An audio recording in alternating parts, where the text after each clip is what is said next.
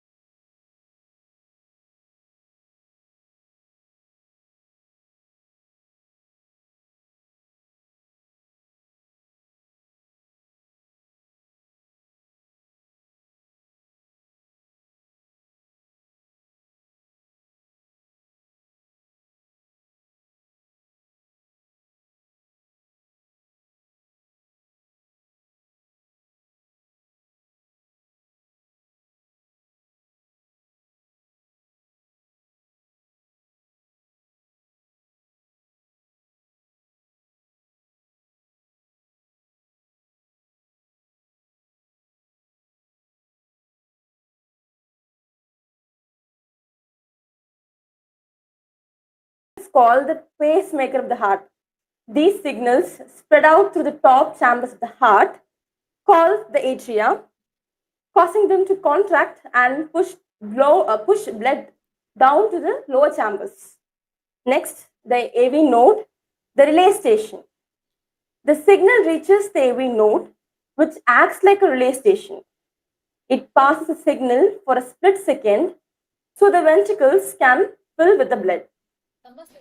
Next, the Purkinje fiber, the final stretch. Finally, the signal travels quickly through the special fibers called Purkinje fibers, making the ventricles contract and push blood out of the heart. It's quick but super coordinated process. Now, how does the sinoatrial node, the SA node, actually create these signals? It's a bit like a natural battery. The cells in the SA node have channels that let certain ions like sodium, calcium, potassium move in and out. This flow of ions change the cell's electrical charge. Here is what happens. Sodium ions slowly leak into the cell, building up a charge. Once there is enough charge, calcium ions rush in, creating a spike in electricity. This is an actual impulse or signal. Afterwards, potassium ions exit, resetting the cell so it can start over. This cycle repeats on its own, creating a steady heartbeat.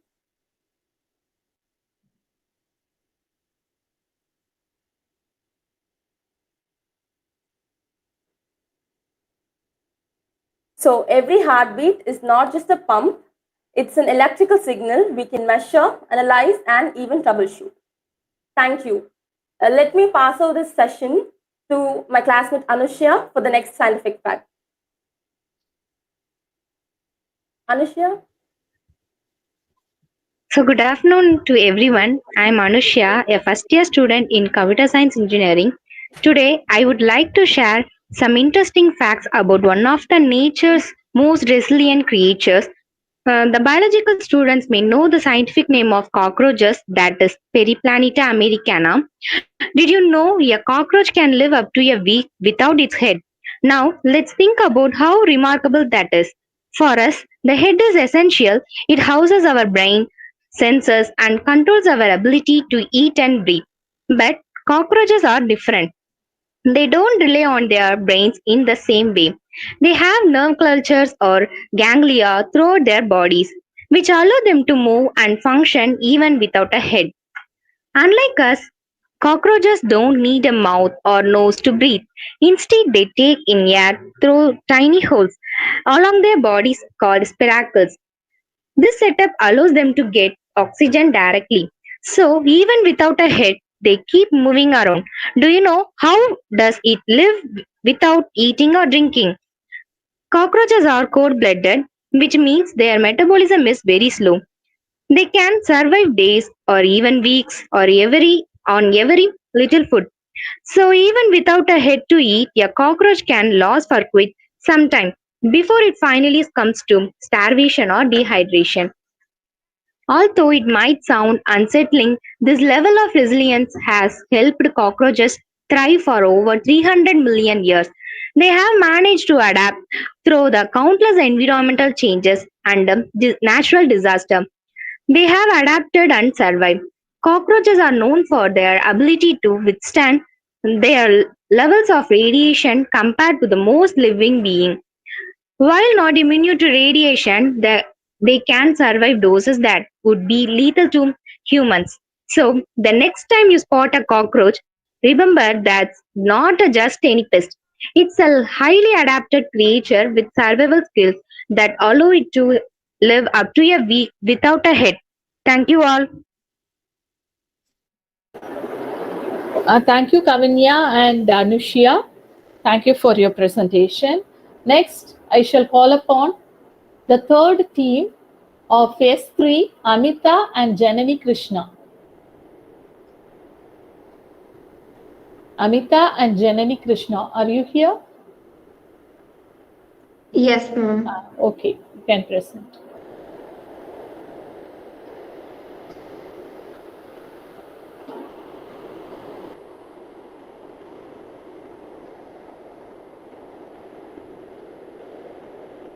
You can maximize slide வியூக்கு கொண்டு வாங்கம்மா. Amita or Janani, Yes, ma'am. make it into a slide show.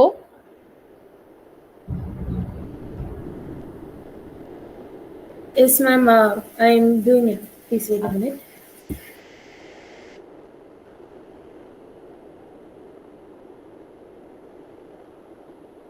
At the bottom, there is an icon here.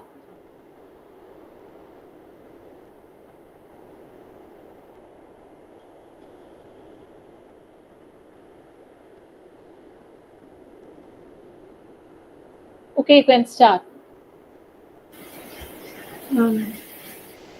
Janani, start.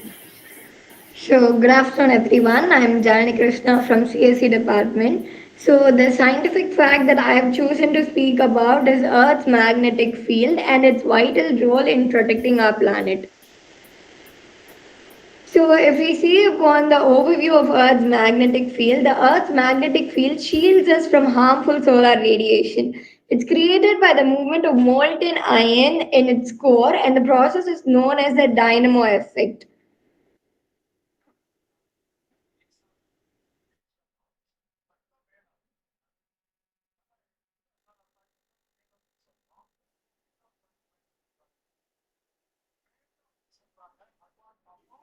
Sorry.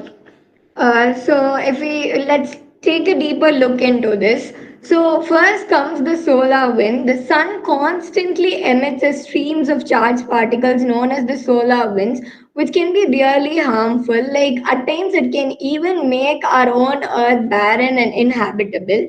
And if we look into magnetic shield, the earth's magnetic field acts as a protective shield, protecting us from all the harmful effects as we know, deflecting these solar winds away from our planet.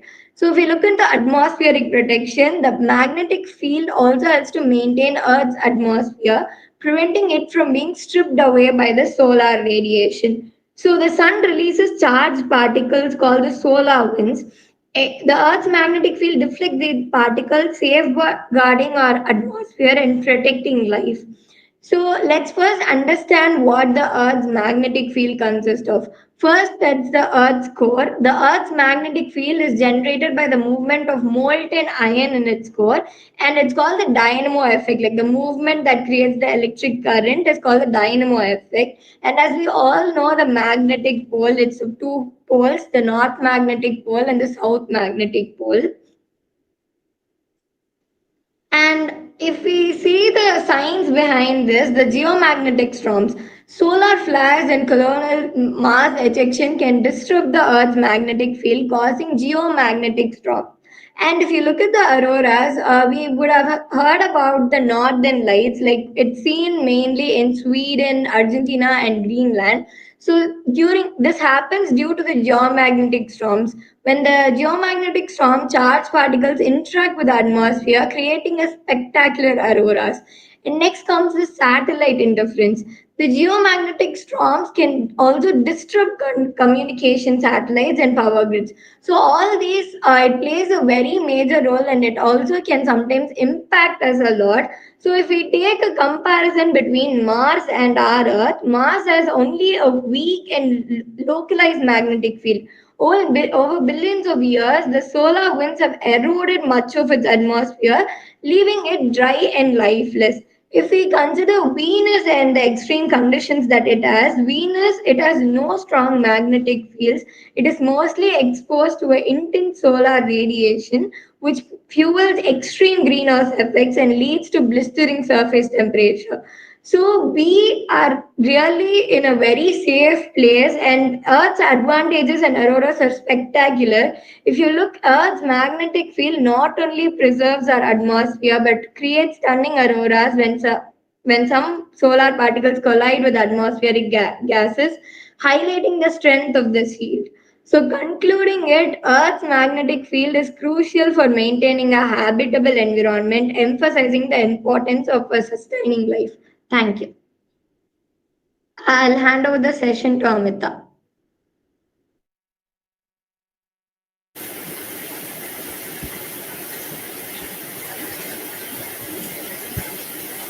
So, hello everyone.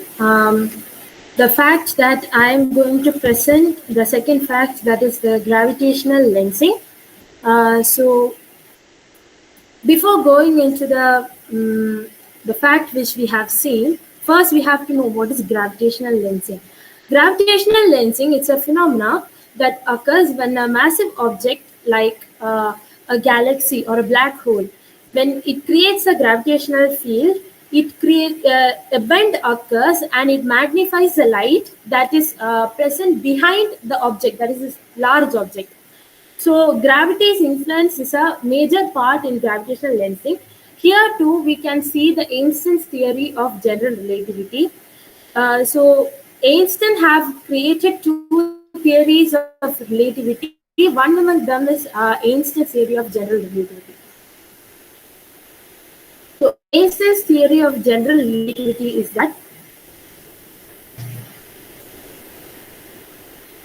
the general relativity deals with the gravity. So it is not a force that pulls the all the planets, all the sun, all the materials present in the space. It's not the force that catches, but it's a result of the curve that is formed by the space and time. Uh, the whole Milky Way is actually based on this general relativity. Then this gravitational lensing is depending upon light bending. That is, this wrap causes light to bend around massive objects, leading to phenomenon of gravitational lensing. Then distorted images. So due to gravitational lensing, we get distorted images. Gravitational lensing can create distorted images of distant objects. They can be seen like it can be viewed in the form of magnified way or in a minute size or even vice versa. So the phenomena of gravitational lensing consists of three types: strong lensing, weak lensing, and micro lensing. So strong gravitational lensing happens only when the light is bent to large degrees, so that when there is large degree, it creates different images based on the lens object. So weak lensing means it involves smaller deflections. The degree will be less when compared to strong lensing. So subtle size of images of distant galaxies can be viewed, and micro lensing occurs when like objects in the size of stars and planets pass in front of that distant object. So this, when it passes, it amplifies the light which is emitted from the star or planet. So there are different observations and scientific applications for gravitational lensing. So this gravitational lensing is used for galaxy studies, dark matter detection, and exoplanet discovery. So galaxy studies, images like is same like the application of telescope. Images from telescope shows galaxy structures. So it has a correlation with telescope as well. Gravitational lensing allows us to study distant galaxies that would otherwise be too faint to observe while using telescope. Then dark matter detection. Since dark matter cannot emit light, it is very difficult to observe it directly. So that we have this natural phenomena called the gravitational lensing. So scientists use this method to study the background galaxies. Next is exoplanet discoveries. So this gravitational microlensing. In exoplanet discovery, we mainly use microlensing. So this has become a technique for discovering exoplanets. Exoplanets are the planets which are present outside our solar system. So, I like to conclude by giving an overall view, unveiling the wonders of our cosmic neighborhood. The Earth's magnetic field and gravitational lensing are only two examples. There are very different phenomena which is produced naturally by our environment, which is quite amazing and factful. This scientific discoveries not only deepen our understanding, but also it creates an awe and wonder and inspire us, uh, that shows the intricate works of the nature. Thank you. Okay, well done, Amita and Janani Krishna. You have said about the Earth's magnetic field and what are the phenomena involved, but it was somewhat laborious. You should talk about one phenomena, how it um, happens in our day-to-day life. Okay, that will do. No need to extend till gravitational lensing. Okay, thank you. Okay, ma'am. Thank you, ma'am. Next, I shall call upon the next team, Civil S6, Darshini and Rubavati. Darshini and Rubavati, are you here? Yes, ma'am. Team number 4, you can Ma'am. present. Good afternoon, everyone. Myself, Rubavadi. I am Darshini. Today, I am here to speak about the scientific fact Have that you a human. prepared, Rubavati, have you prepared the slide? Yes, ma'am. Yeah, I want you to share the slide.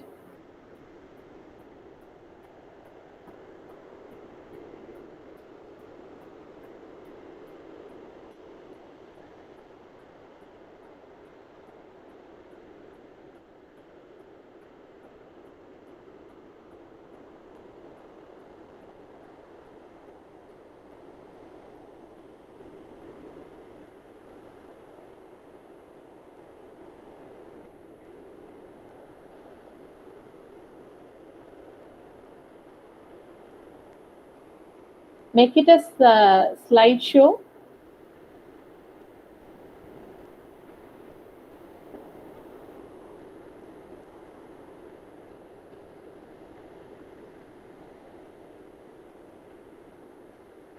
Ma'am, is it visible? It is not visible. First, it was visible.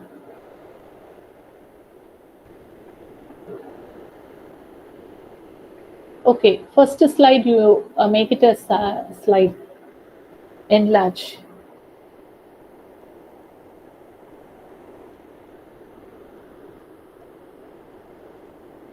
And students, you can talk about one scientific fact, that will do. No need to explain all the scientific phenomenon that is involved uh, in the slide. Okay, just one fact will do.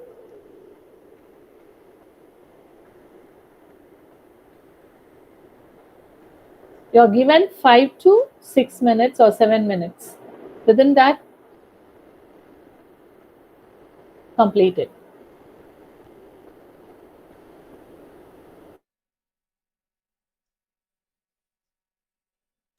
You can start. You can start, Ma. Okay, ma'am. Today, I am here to share about the scientific fact that a human body contains more bacterial cells than human cells. And these cells cause sudden effects on our health and well being. Our bodies are the home to incredible number of microorganisms. They were known as microbiome. Now we can see about the importance of this gut health. Digestive function of the gut microbiome is responsible in breaking down complex nutrients and maintaining healthy digestive system. In immune system, the gut bacteria is helpful in regulating the immune system and it preventing the development of autoimmune disorders and allergies. In diverse ecosystem, the microbiome is a complex and dynamic community with trillions of microorganisms that resides in various parts of our body. It is unique in every person's. It is based on their lifestyles and their genetics. Now we can see about its symbiotic relationships. These microbes play a vital role in maintaining our health and supporting functions like digestion and immune system and even brain functioning. Now we can see its microbiome research and future implications. Ongoing research. Nowadays, scientists continue to explore human microbiome and for research impact on its health and diseases. Personalized therapies. Advance in microbiome research may lead to the development of personalized treatment and approaches. Thank you, ma'am.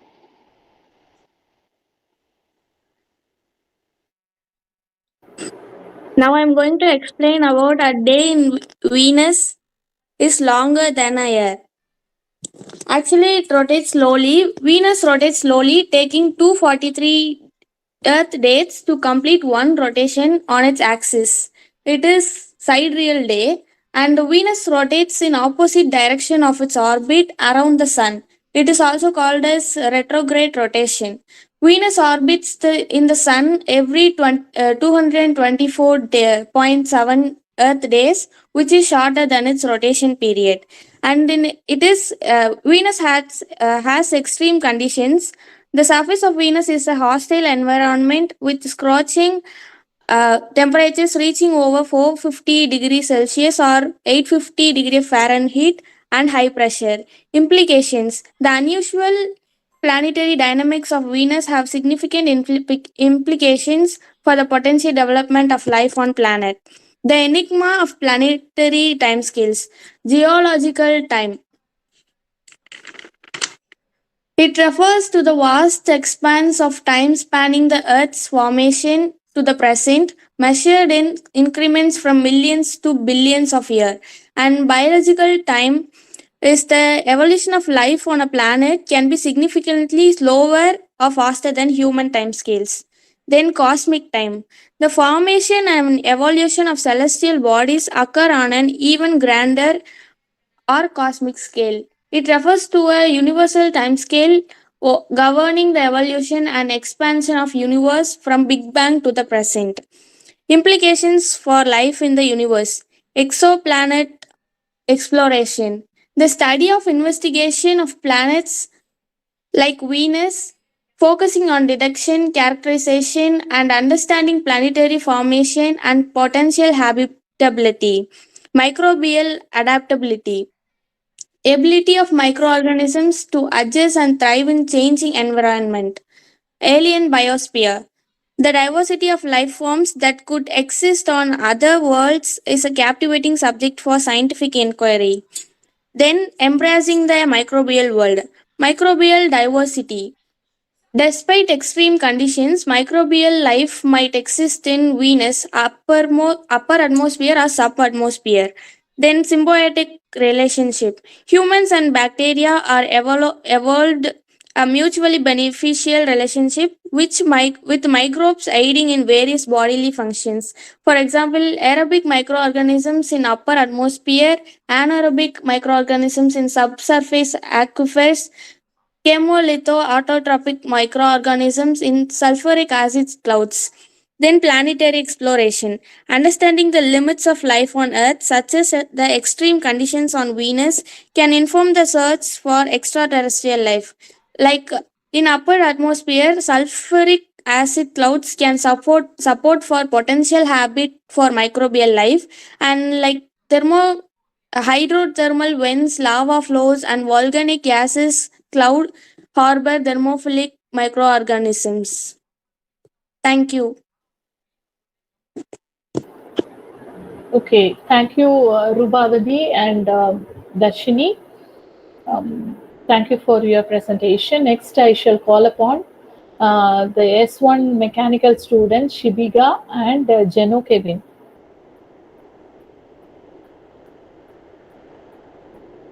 Shibiga and Jeno Kevin, you can present. Yes, ma'am. Can you able to see my screen? Yeah, it is. Okay. Good afternoon, everyone. I'm Shibika, coming from S1 Mechanical. Let me share you about the scientific fact that we are all made of stardust. First one is the introduction to cosmic origins. The cosmic origin is a theory that life on Earth originated in space and was transported to Earth by comets and also in meteoroids. This theory is called as panspermia, and it is based on the idea that life's raw materials came from space. In this presentation, we will delve into the star cycle, examining how the stars are born, evolve, and ultimately die, and what are the connections between the humans and also in the stardust. First, let me tell you about the birth of stars. You didn't know how the stars are born, right? It's simple than you think. Imagine a giant cloud of a gas and dust floating in a space. This is a stellar nursery which is called as nebula. Nebula means the cloud of dust and also gases. Over time, gravity starts to pull these clouds together. As a result, it collapses, heats up, and spins faster. At one time, the temperature will be more. The temperature will be up to millions degree. On that time, the nuclear fusion takes place. That is when hydrogen atoms smash together to form helium. This is a process of birth of stars. A new star is born shining in the cosmos. There may be lots of stars, that is small stars, red giants, massive stars. Not only small stars, the small star is also called as protostar. And the next one is the life cycle of stars. The process of star formation, which occur when a cloud of gas and dust collapses under its own gravity. This results in the formation of a protostars, which eventually become hot enough for nuclear fusion. The nuclear fusion takes place to change the hydrogen gas mashed together to form helium. This is the main part of the main phase of the star's life. And as the hydrogen fuel run out from the stars, it swells and become a red giant. At this stage, the star fuses helium into heavier elements. First, the main phase of star's life is hydrogen into helium, and the second phase of life is when helium fused to form heavier elements. This is the second phase, and this after this process, the star will die. And the next one is supernova and stardust. Supernova means the explosion of stars. After the death of the star, it leads to the explosion. When massive stars exhaust their nuclear fuel, they explode in a supernova. That is when star dies. That it's the fuel run out, and a spectral event occurs, which is called as a supernova. It undergoes a big explosion, releasing lots of energy, tons of heavier elements. So after explosion of star, it releases tons of energies and heavier elements. And let me explain our connection, the human connection to stardust. Humans are fundamentally connected to the cosmos. That is, a billion years ago, there was an explosion of stars. It releases lots of energy during those explosions. That is, lots of heavier elements such as carbon, nitrogen, oxygen, lots of elements it explodes. This energy goes to planets, including our own Earth. Scientists undergoes research about these, and they finalize that even the chemical periodic table, which contains lots of elements like lithium, bromine, and etc., they finalize that chemical periodic table elements are also made up of those stardust. And according to human, the atoms which are present in our body, and the nitrogen which is present in our DNA, and the iron in the blood are all made up of are all came from the stardust. So the human is also made of stardust. And the next one is embracing our cosmic heritage.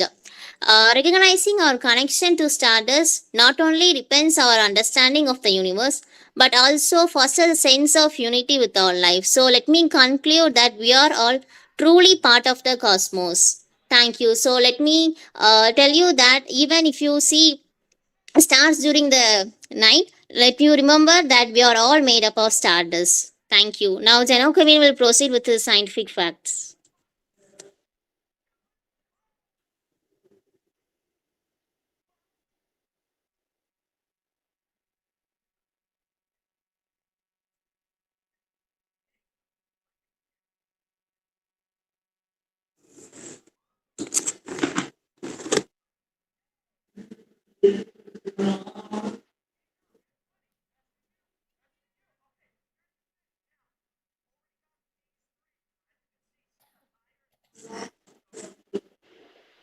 Am I sharing screen?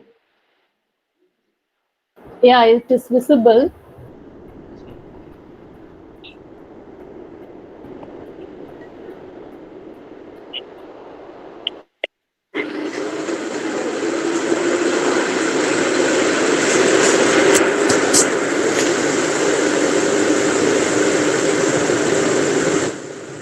So it's a pleasure to introduce my PowerPoint presentation to the judges and to my fellow students. So don't have enough time, so let's get started.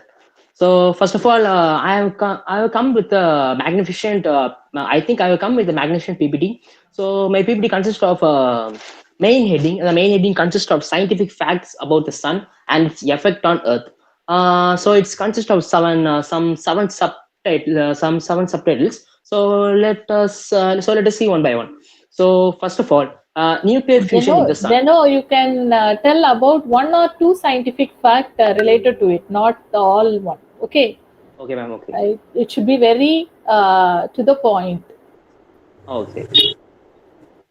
Nuclear fusion in the sun. The sun's energy comes. First of all, let me give some two informations about it, and I have added a diagram to maintain it clear. So the sun's energy comes from nuclear fusion, a process in which hydrogen atom fuse to form helium in the sun core. So the scientific fact about this nuclear fusion is the sun's core temperature reaches about 15 million degrees Celsius, enabling function that reaches massive amount of energy. If you imagine it is a 15 million, we can't able unable to reach out of 150 degrees Celsius, but it is 15 million degrees Celsius, which is a magnificent one. So my next topic is about radiation emitted by the sun. The radiation which is emitted by the sun are visible, ultraviolet, infrared. So visible light allows to see the and drives photosynthesis. Ultraviolet is important for vitamin D, and infrared helps in regulates Earth's temperature. So the scientific fact about this: only a fraction of the sun's energy reaches Earth, and the rest disappears in the. You might all think that the light from the sun falls most all the light from the sun falls on the Earth, but it's not true. But it but it not true. Only a fraction of part is passed in the Earth, and the others are somewhat disappeared in the space. So the next topic is about solar influencing on climate patterns. So solar heat the Earth's atmosphere and oceans, influencing the weather patterns and climate zones. So the scientific fact about this: variations in the solar energy can cause changes in Earth's climate over long currents. The climate change is based on one rule, which is important. Which is the important one is solar influencing. Uh, my next is solar energy driving the water cycle. The sun's heat causes to evaporate, leading to cloud formation, precipitating, and water circulation on the earth. The fact about this, you might all know that evaporation is the process which the clouds are formed. So, what's the interesting about it? Did you know that 90% of the water vapor in the Earth's atmosphere comes from ocean vaporization? You might know vaporization comes from water, but you might not know 90%. So without the solar energy, you can't be a survival. We can't live also. So I conclude my speech. So thank you.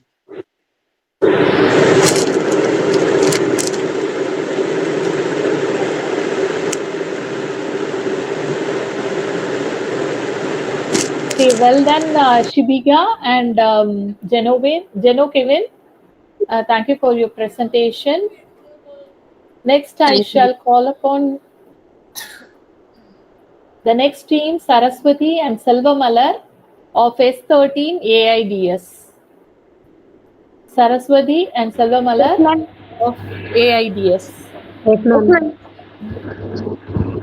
Geno Kevin, you can stop sharing.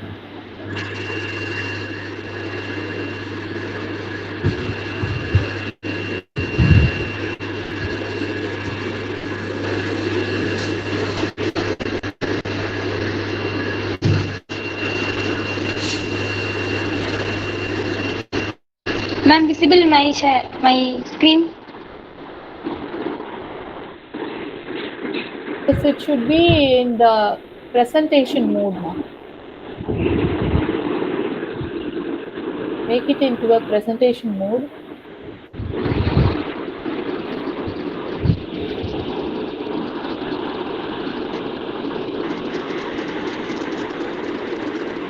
Ma'am, visible my screen? Well, but it is not that much enlarged.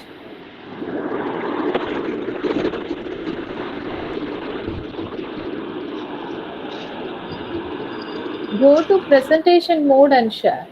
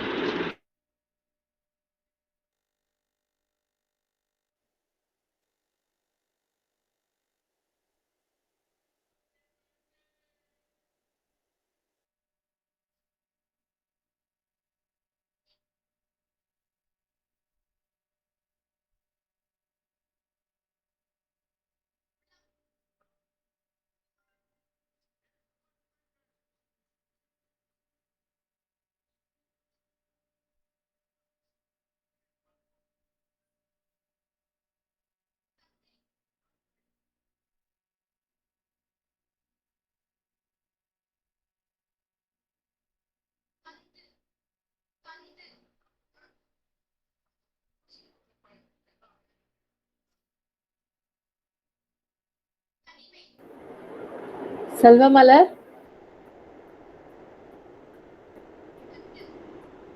Yes, ma'am. try to share your PPT. Yes, ma'am. From your side.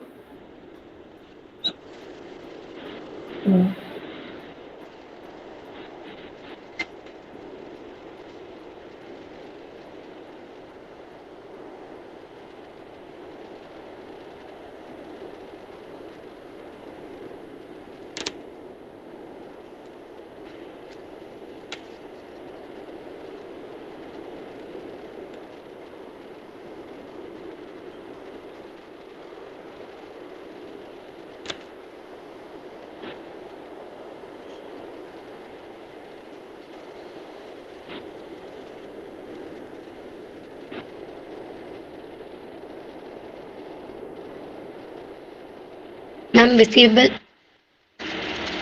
Is visible, but it is not enlarged. Presentation mode la போய் பண்ணுங்கம்மா. Okay, ma'am.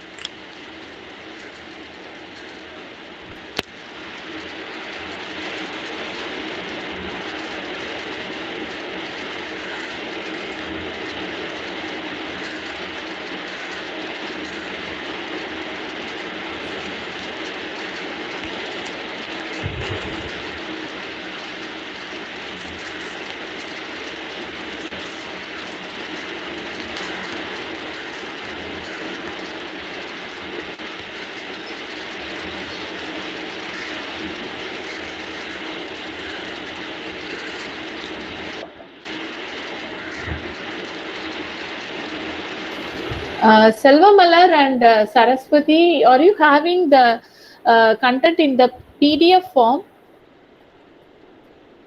or PPT? I think you are having in the PDF form. You share it as such.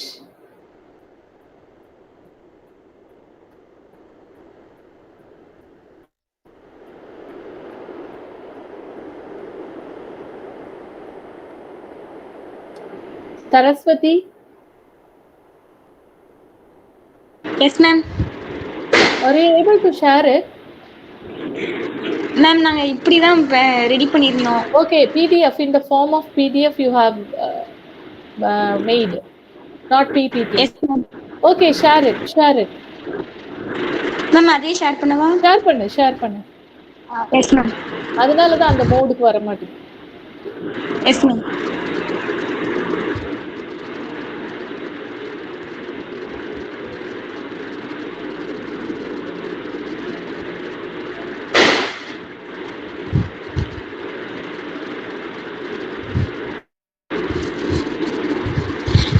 afternoon, everyone. Today I'm Saraswati from AID's department.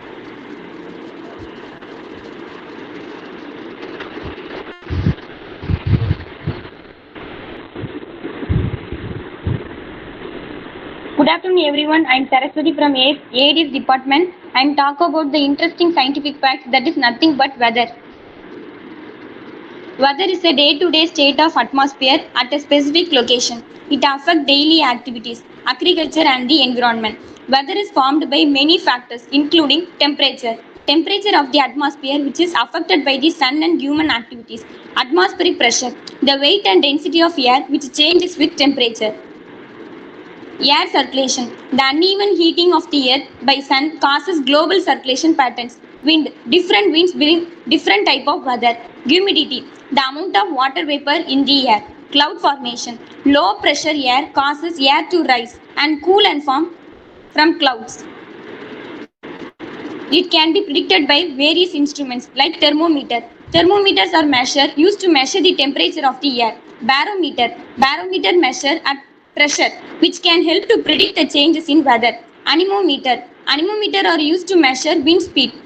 And another one is weather satellite. Weather satellite is capture images and gather data about the atmospheric condition. Nowadays, some weather prediction apps are there. First one is windy.com and weather radar, AccuWeather and Yahoo. Thank you, ma'am.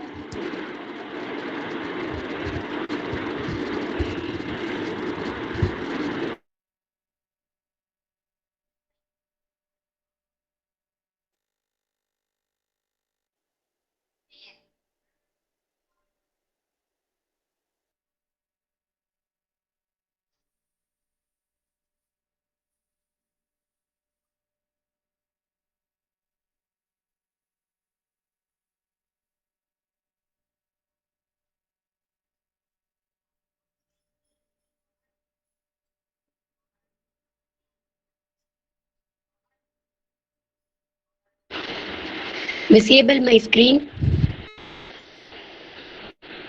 Yeah. Um, Good morning. Today I talk about scientific fact in climate. First of all, climate is the overall average weather at the place over a period of time. The difference between climate and weather is that weather refers to the short-term state of the atmosphere, and climate refers to the long-term patterns of the weather. There are approximate five main climate types of Earth: tropical, dry, temperature, and polar, continental. And next, some effects of climate changes: temperature rising, sea level rising, and sea level rising, unpredictable weather patterns, increase in extreme weather never. And next, cast of climate changes: energy user, agricultural practice, deforestations, consumed practice, lease trucks, transports, and social impacts of climate changes: displaced people, poverty, hungered, malnutrition.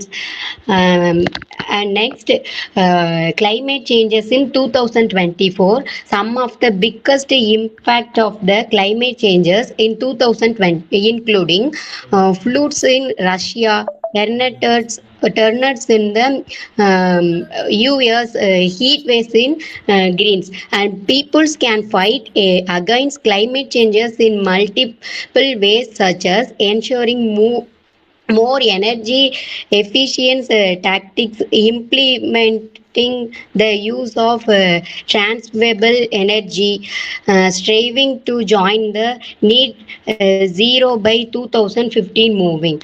And next, climate change facts. Climate change also changes the vegetations of our plants. Climate change will probably cause most deep though deal distance.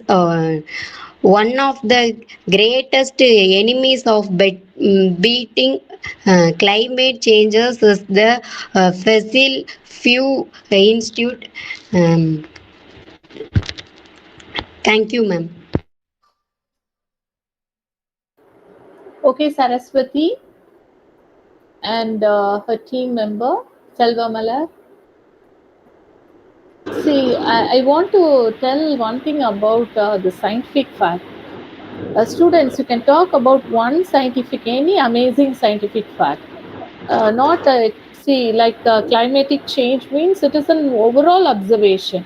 You can select a particular thing like earthquake or um, uh, any of the phenomenon, and you can explain, not an overall view about what are the climatic changes and other things. Okay, some scientific facts may be amazing, some may happen in your day to day life, but you may not know the science behind it.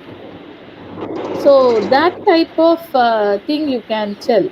With the question, you can tell the answer also. Okay.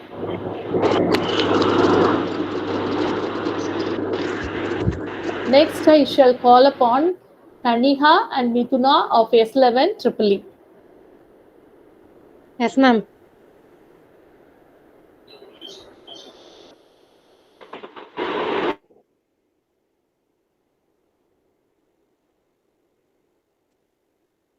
It is visible. Yeah, it is visible. Share it.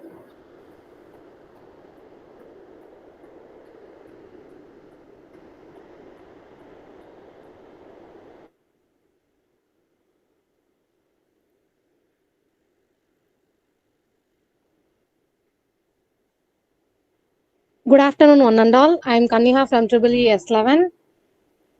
Now we are going to see scientific facts about tardigrades, a microbial animal. Tardigrades are among the most resilient animals known with individual species, able to survive in most exposure to extreme temperatures, extreme pressures, air deprivations, and in extreme conditions. They are also known as water bears or moss piglets are a phylum of eight-legged segmented microanimal. They were first described by the German zoologist John August Ephraim Zios in 1773, who called them Kleiner Visible title water bear because it looks like a bear structure but in little size in water. So it is called as water bear. They have been found in diverse regions of biosphere mountain tops. It was found in minor mountain tops, deep seas, tropical rainforest, and in exposure of heat. Tardigrades among the most resilient animal known with individual species able to survive extreme conditions. Tardigrades have survived exposure to outer space. It also survived in vacuum in space. It was took to space in 2007, and it was they survived the vacuum space on the solar radiation for 10 full days. Uh, they release all it turns into a statement like a ball, which is known as turn shaped.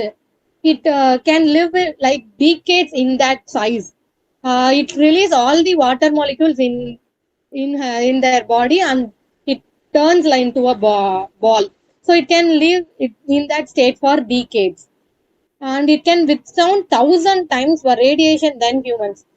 It can withstand 1,000 times radiation than humans, and 6 times greater than the Mariana Trench. It can withstand pressure 6 times greater than the Mariana Trench. Now it was found that 1,100 known species in tardigrades are founded. It can survive in all 5 mass extinctions. Uh, so it was called as toughest animal on the earth. It is it ranges from 1 millimeter size, and it have 8 legs, and it lives in most in water, but it can also live in desert, mountain, peak. In all the environment, it can withstand for decades. So this is toughest animal in the world. Thank you, ma'am. Good afternoon, ma'am. This is Miduna from Jubilee.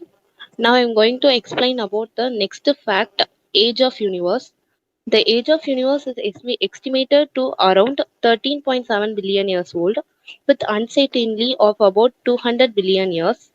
After before 99, astronomer had estimated that age of universe was between 7 and 20 billion years. But with advanced technology, now we know the age of the universe is 13.7 billion years.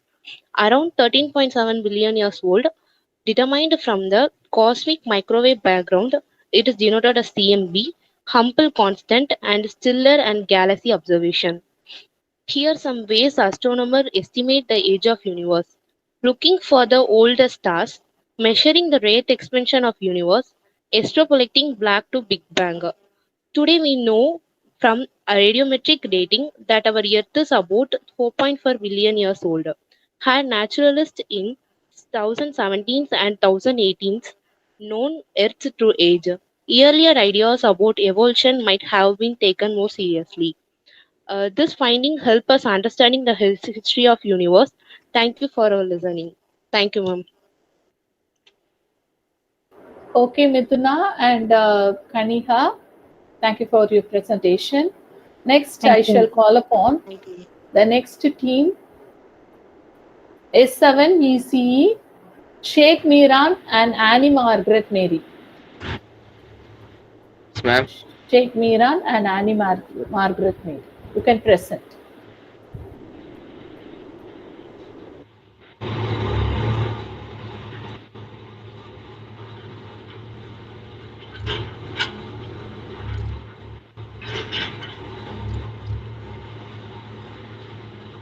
Ma'am, it's visible.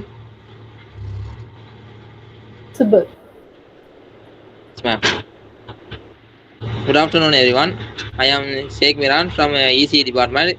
I am going to tell about one interesting scientific fact that ants never sleep.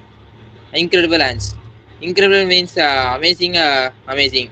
In our animal kingdom, ants are very amazing one because they are very hardworking creatures among animal kingdom.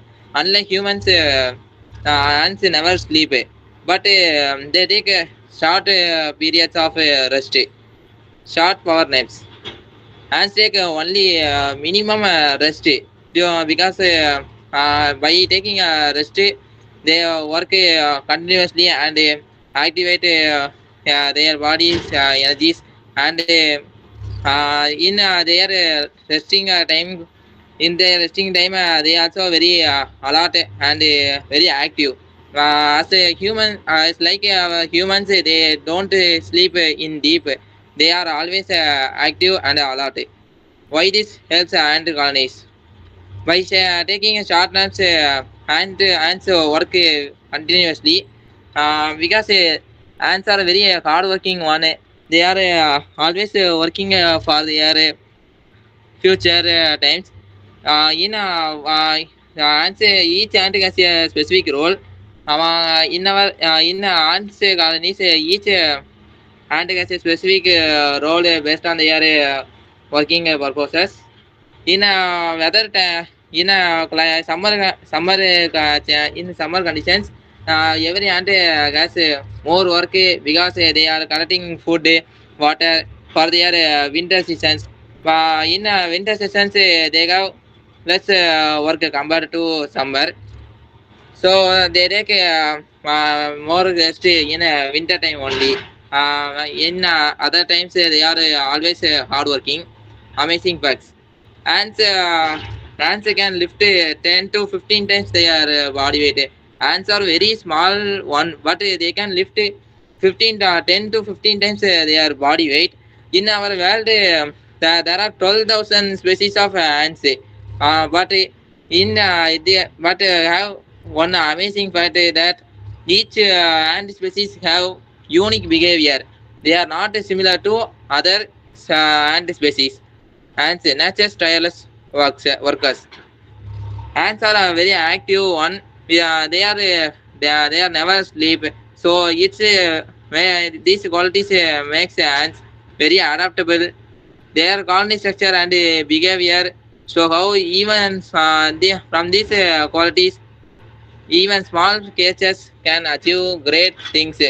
So I am tell you that we should also work very hard for our future. Thank you.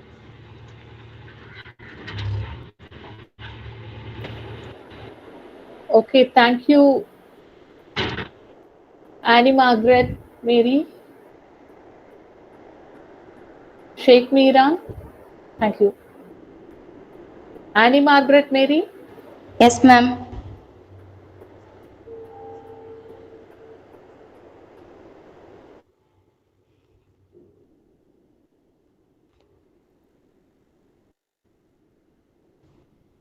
Ma'am, is this visible?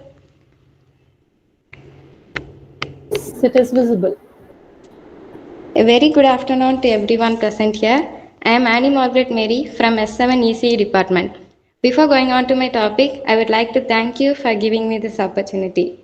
Now let's move on to my topic. Driving a car to space. Do you know if you could drive your car straight up, you would reach a space within an hour? Yes, this idea may seem impossible or absurd, but let's see the physics and engineering behind it.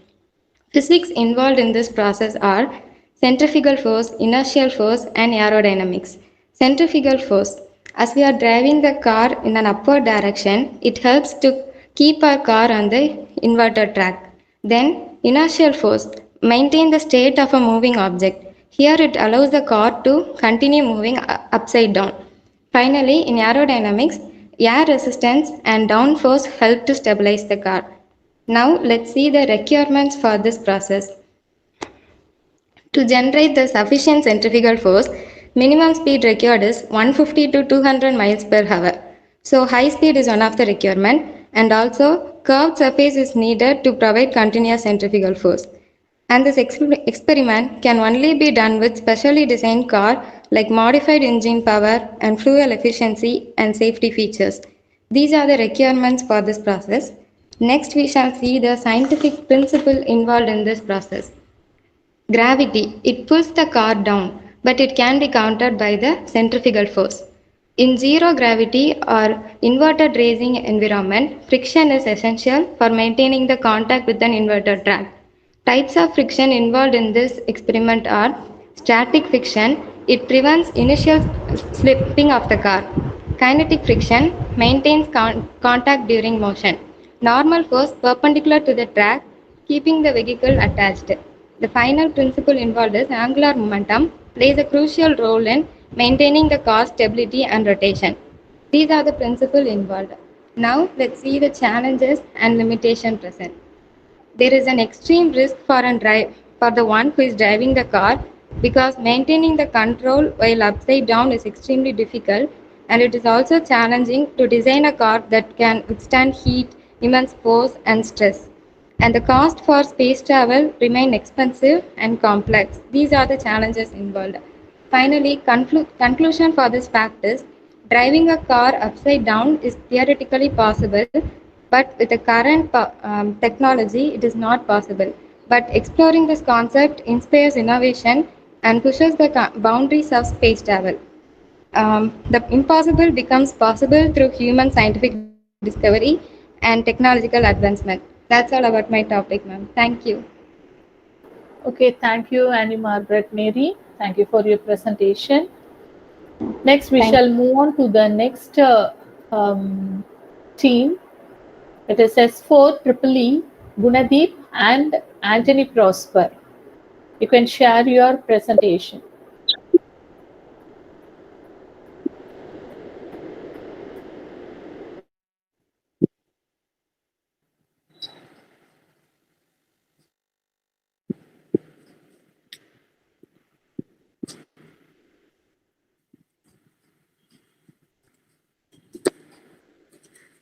Ma'am, is it visible? Yeah, it is visible.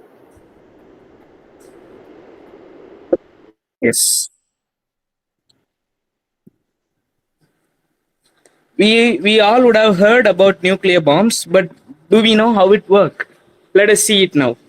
First of all, I thank you for giving me this opportunity, and Yeah, let's start. The intricate autonomy of a nuclear bomb. Uh, and delving into the complex inner workings of a nuclear bomb reveals an engineering marvel, a carefully orchestrated interplay of specialized components that enable the devastating power of nuclear fission and fusion. History and evolution of nuclear weapons. Let us get into the background of the research behind this weapon before we look into its inner workings. Early experiments. The first steps towards harnessing nuclear energy for military applications began in the early 20th century with groundbreaking research into radioactivity and atomic structure. During the Second World War, the US military initiated the Manhattan Project. It is a race to develop the first nuclear weapon, uh, uh, and and they conducted the Trinity test, which is a gun type bomb. And then, as we know, nukings of Hiroshima and Nagasaki happened during the Second World War. The Cold War and arms race. In the ensuing decades, saw a rapid expansion of nuclear arsenals as United States and Soviet Union engaged in a strategic nuclear arms race, leading to the doctrine of mutually assured destruction. Now let us see the anatomy of a nuclear bomb. It consists of a detonator, the initiation system that triggers the explosion chain reaction, typically using a chemical explosive or a neutron source. Fissile core, the heart of the bomb containing highly enriched uranium or plutonium that undergoes nuclear fission when compressed. Tamper, a dense metal shell surrounding the core that reflects neutrons back into fissile material, enhancing the explosive yield. High explosive lenses, precisely shaped charges that compresses the fissile core to initiate the nuclear fusion. Nuclear reactions can be classified into two types, namely nuclear fission and fusion. Nuclear fission is the splitting of heavy atomic nuclei such as uranium or plutonium to release enormous amounts of energy and radioactive byproducts. Nuclear fusion is combining two lighter atomic nuclei such as hydrogen isotopes to form heavier elements and release even more energy in the process, which is higher than nuclear fission. Chain reaction. Chain reaction is a self-sustaining cycle of fission or fusion reaction where the release of neutron triggers additional nuclear splitting or fusion events. Containment and triggering mechanisms. At first, high explosives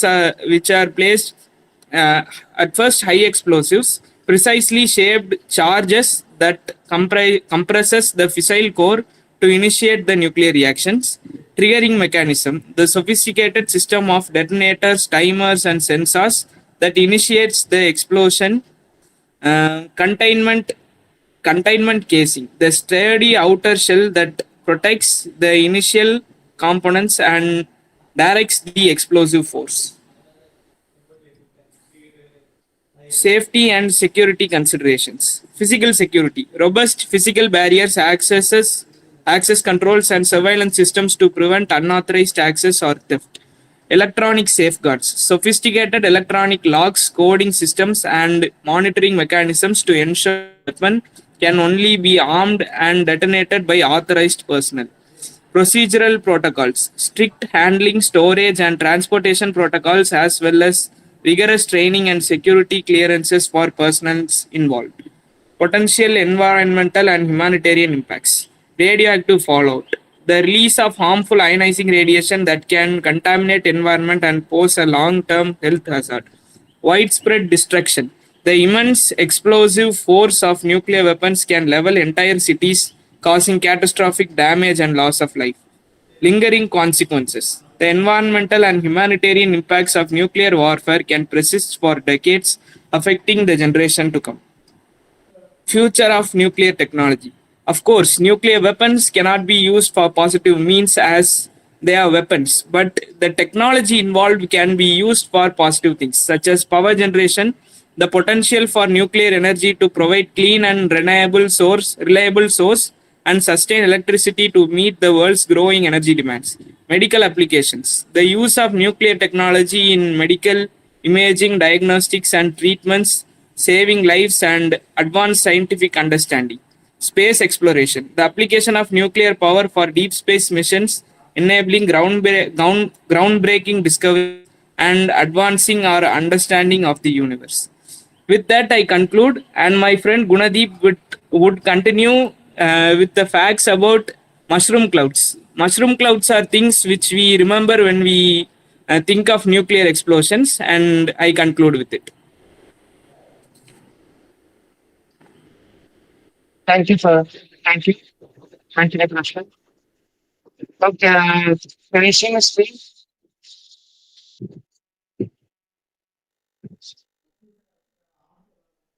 Can you see my screen? Yes, your slide is not visible. You share your slide, Gunati. Can you see now? Can you see now? No, it is not visible.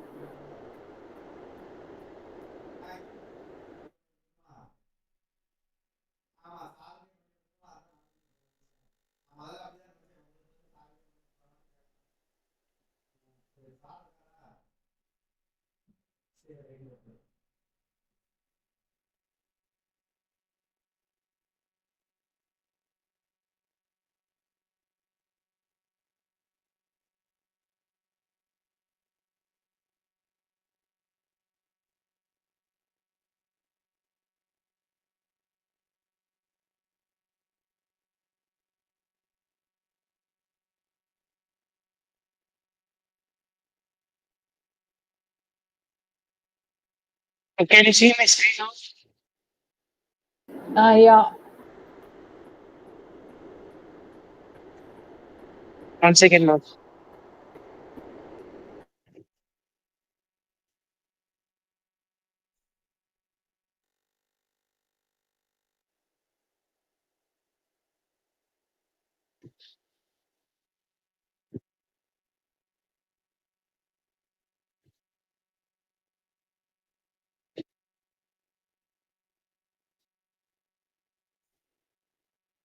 Okay, good afternoon.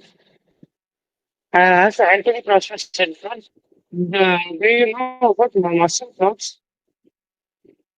This means that mushroom clouds.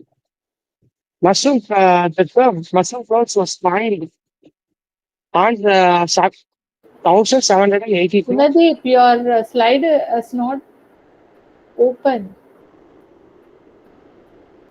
From It is not open. okay.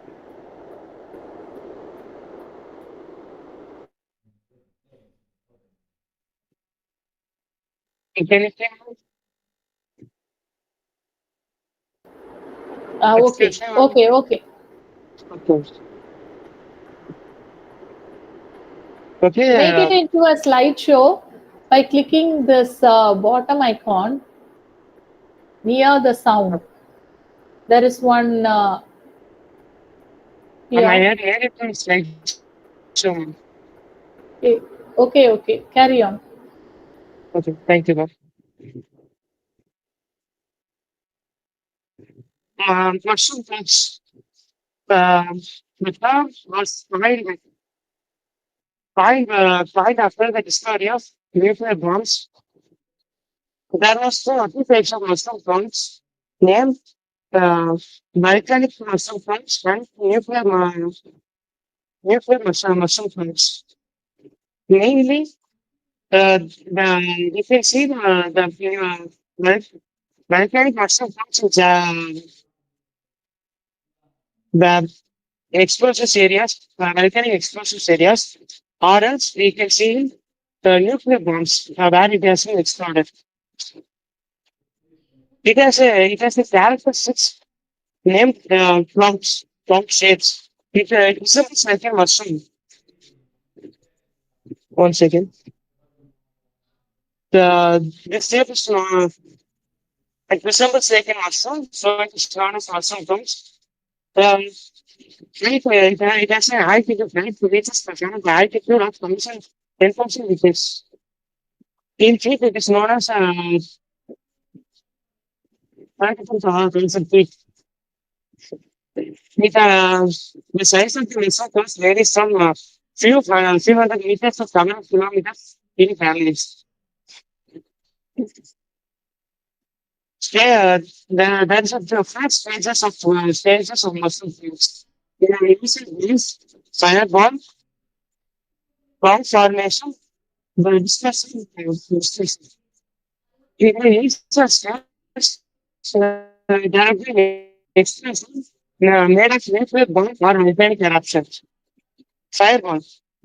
There would be blowing the fire made of that nuclear bombs or volcanic eruptions.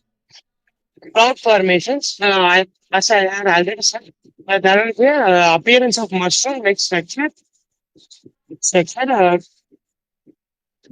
The discussion. There will be a ring-like structure from moving 5 kilometers. That passes in various disciplines as well as environment. As a nuclear nuclear mushroom clouds has been seen by our Earth in 1945 at Hiroshima and Nagasaki nuclear attack.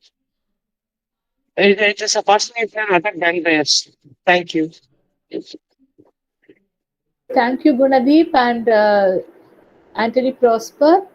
Next, I shall call upon the next team, the 10th team, Sweetie Frost and Priyadarshini of S13, IT and ADS.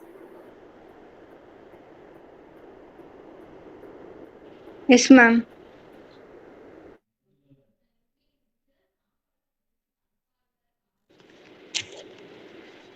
Good afternoon, everyone. I'm Sweetie Frost, and today my teammate Priyadarshini and I are excited to take you through some fascinating scientific facts that might just change the way you think about the world around us. That's right, we are covering everything from the surprising law of the human body to the concept of time dilation in space. Let's dive into the first amazing fact.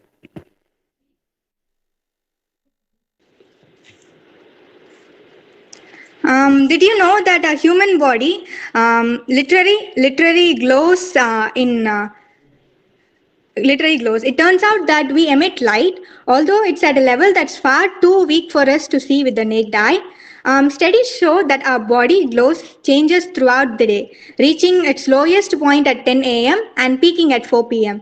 This week, bioluminescence is thought to be linked to our body clocks and metabolic rhythms, which fluctuate as the day progresses. So, the next time you look into the mirror, imagine a faint glowing aura around you. It's the science in action. So next, in the next slide. Ever feel like you're glowing? You actually are.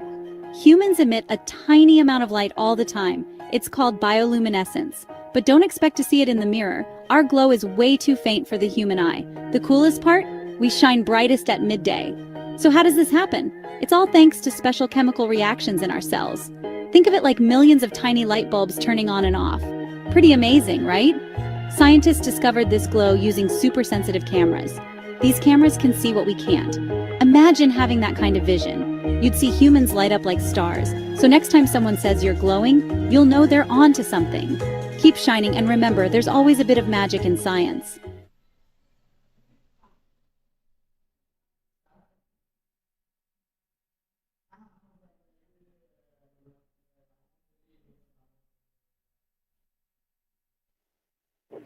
Okay, now let's move from glowing bodies to something truly out of this world: time dilation in space.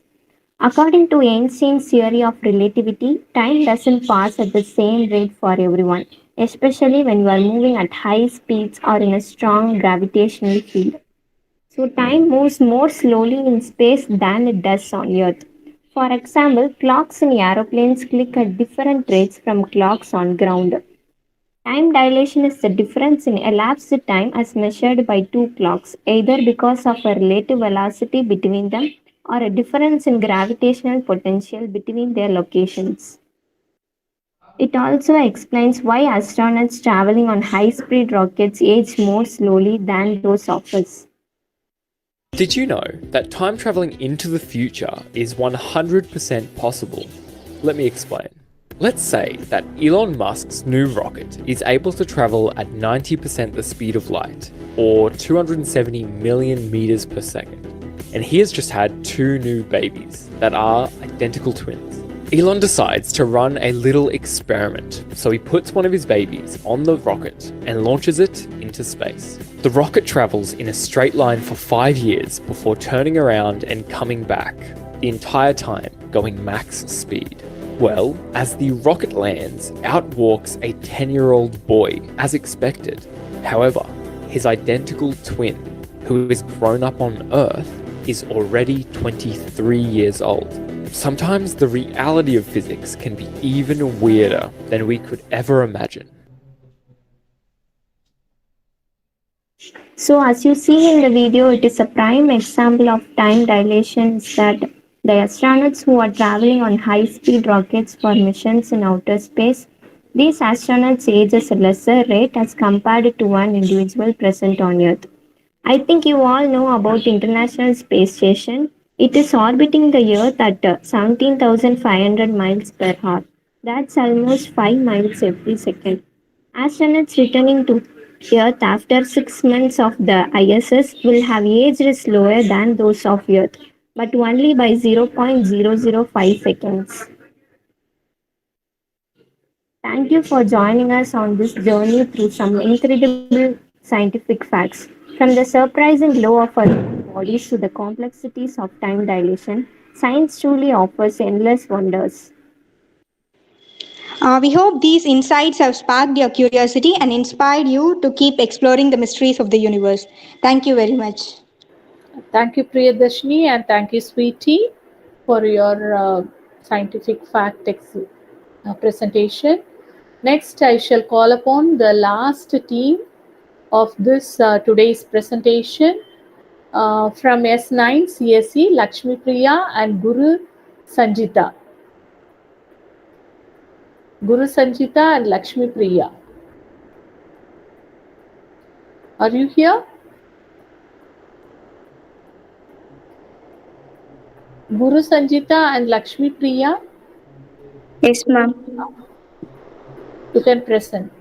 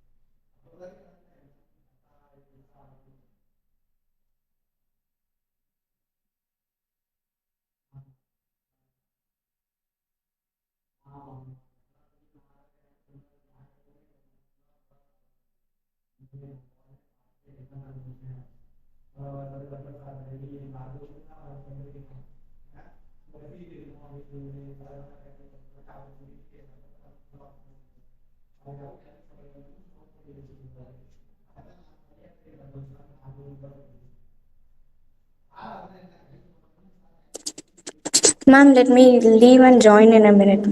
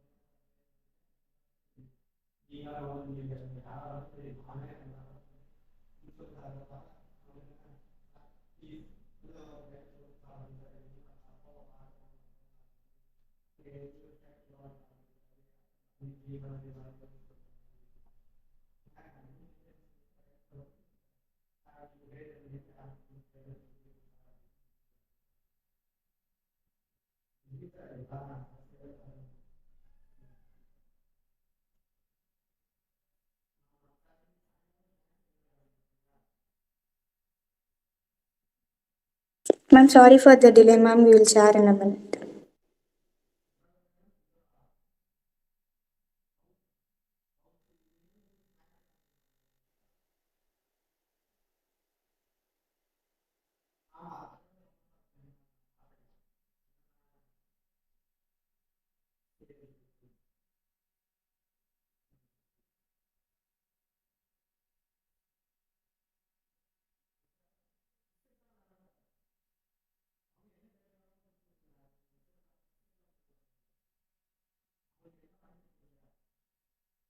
Yes, Guru Shanchita and Lakshmi.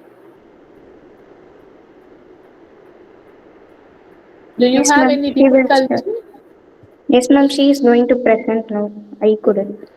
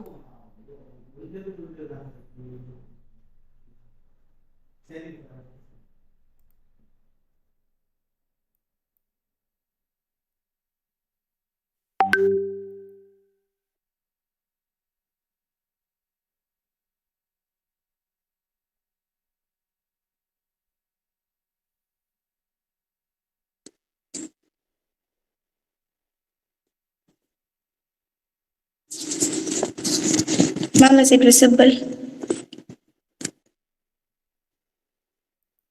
Yeah, it is visible. Yes, ma'am. A very good afternoon, everyone. Myself, Guru Sanjita from CSE department. Let me share you some of the few facts about our human brain. So we all know that brain is a complex organ that controls thought, memory, emotions, vision, and every process that are regulating in our body. So brain mostly consists of an water. It consists of about 85% of water. It gives the brain energy to functions including thought and memory process. We all know that a brain is faster than a supercomputers. That is, brain can process information at a speed up to 100 trillion operations per second, while the computers can only process around 100 quadrillion operations per second.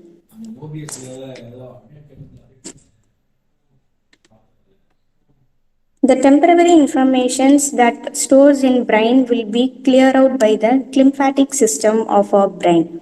This cleaning process is essential for maintaining the brain's health and cognitive function. Brains have an amazing storage capacity. That is, it is mentioned in an article in Scientific American that memory capacity of a brain human was about 2.5 petabytes of an memory capacity. That is, we would have wondered that what we have ate that last week we couldn't remember. But if we had visited some place during last week, it will be easily remembered by us. Do you know why?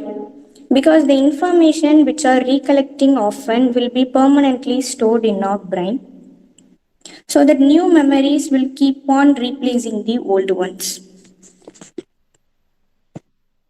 Now, Lakshmi Priya will continue this section. Good afternoon, everyone. Sorry for the network issue. Now, I'm here to share something about the liquefied petroleum gas. We all know it is essential one in cooking. Many of us were not aware what is inside the cylinder. We may hear that we refill the cylinder with a gas, but the thing present inside the cylinder is a liquid. It turns into gas when traveling through the pipe.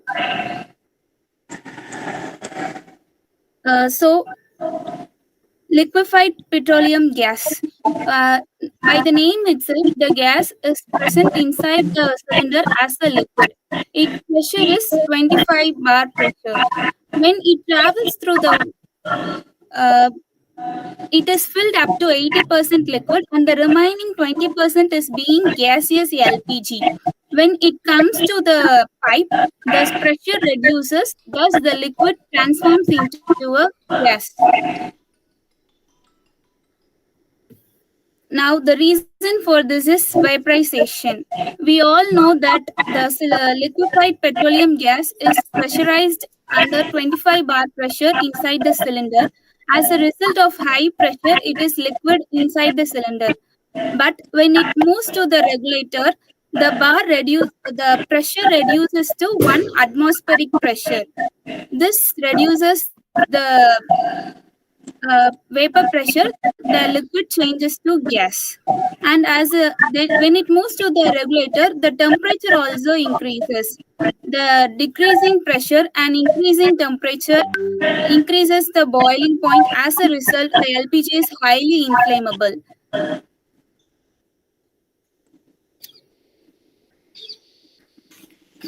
We all may think that we are using the LPG regularly, so the amount of liquid present in the cylinder may reduce. This affects the pressure of the cylinder gas.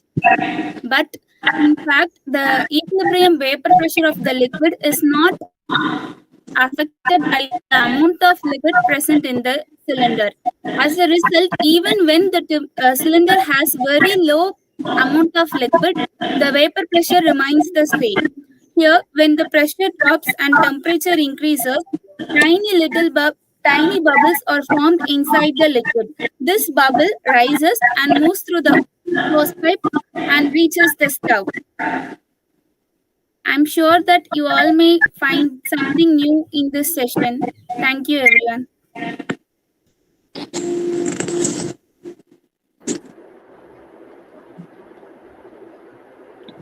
Thank you, Lakshmi Priya and Guru Sanjita. Thank you for your presentation. I want to tell a final conclusion about the scientific fact.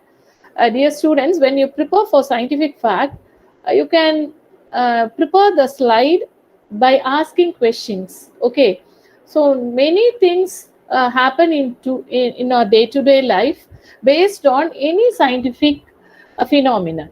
For example, the formation of during rainy season. Since this is a rainy season, I can say the formation of rainbow. So what is how they are formed? What is the principle involved here? So dispersion is the principle, total internal reflection also the phenomenon which is taking place. Mainly the scientific facts will comprise of any phenomenon or any principle. Okay, so no need to tell about applications or any other thing. So இந்த மாதிரியான இது வந்து எதனால நடக்குது, அதோட scientific background என்னது அப்படிங்கிறத மட்டும் நீங்க சொன்னா போதும். சில பேர் நல்லா சொன்னீங்க, but you need since this is the first presentation, you may not be aware of it. So try to concentrate on one particular content and you can explore that content very well. Okay, with the 2 or 3 slides will do. So I wish all the participants who have taken initiative, so within a short duration of time you have prepared the slides and you have worked beyond your level. I wish you all the best. And for all the participants, we will give the participant certificate, and also those who are leading in score points will get the winner certificate. Okay, so with this I shall also share the feedback form. You can in your to your email ID, and you can post your feedback in that form. Okay, thank you all. We shall meet in another occasion hosted by the Science Club. Thank you. Ma'am. Yes sir. Live close பண்ணிடலாம்ல ma'am? Close பண்ணிடலாம். Thank you. Thank you, sir. Thank you so much. Thank you, ma'am.